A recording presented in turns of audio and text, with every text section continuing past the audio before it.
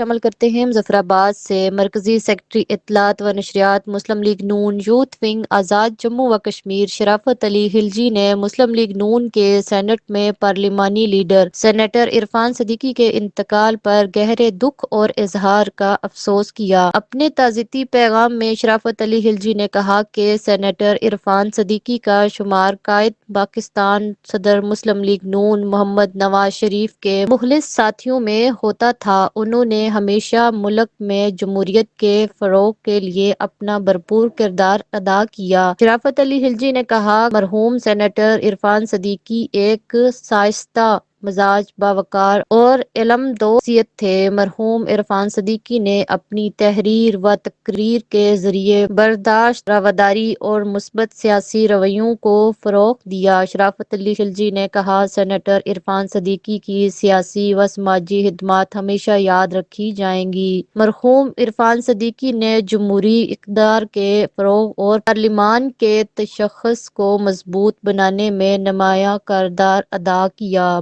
شرافت علی خلجی نے دعا کی، اللہ تعالیٰ سینیٹر عرفان صدیقی کی کامل بخشش اور مغفرت فرمائے، ان کے تمام صغیرہ و کبیرہ گناہوں کو معاف فرما کر جنت الفردوس میں اعلیٰ مقام عطا کرے اور جملہ پسماندگان کو صبر دے، آمین۔